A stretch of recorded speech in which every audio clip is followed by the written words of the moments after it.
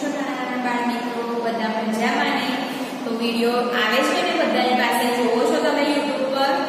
તો એ પ્રમાણે આપણે ભણવાનું છે. તો આજે આપણે ભણીશું આલ્ફાબેટ. આલ્ફાબેટમાં આપણે લાસ્ટ ટાઈમ જોયું કે F અને G. આજે આપણે ભણીશું H અને I. તો અહીંયા લખીશ H અને આ I. પછી અહીંયા આપણે ટપકા દ્વારા લખીશું.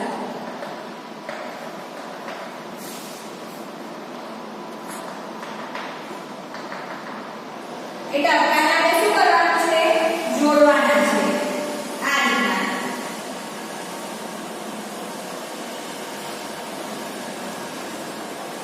પછી આપણે એને મોટા અક્ષરમાં લખીશું.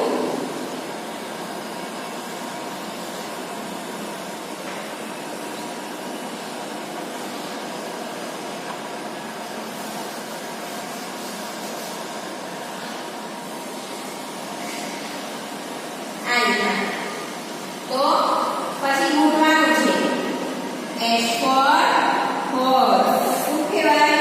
H for horse. H for horse. H for horse. H for horse. H for horse. એ રીતના I for ice cream. I for ice cream. I for ice cream.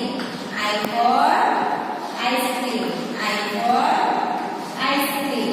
I for ice cream. આ રીતના આપણે તમારે પોતાની નોટમાં શું કરવાનું છે? ગૂંથી લેવાનું છે. પછી આપણે જોઈશું કે ટપકા જોડીને આલ્ફાબેટ લખો. આ રીતના તમારું પેજ હોય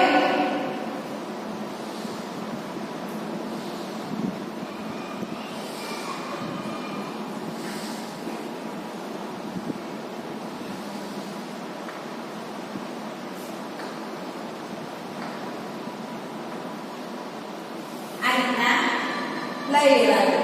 પછી એમાં અહીંયા લખ્યું ટપકા પાડી દેવાના.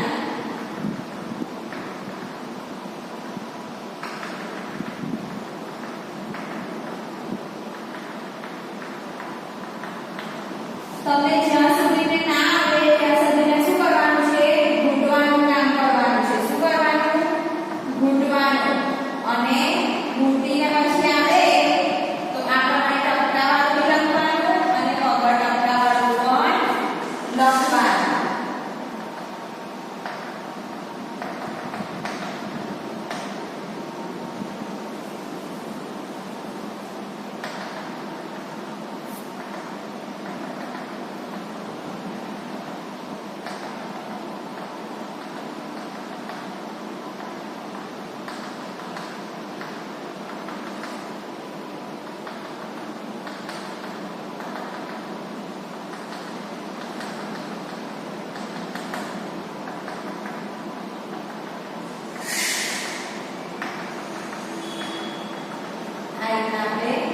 ટપકાવાળું પાડી લીધું. હવે મારે શું કરવાનું છે? ટપકા જોડવાના છે. H for horse. અને ટપકા કેવા જોડવાના? કમ્પ્લીટ લાઈનમાં સીધા. H for horse. H for horse. H for horse. H for horse.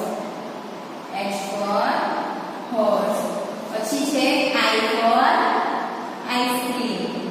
I for ice cream.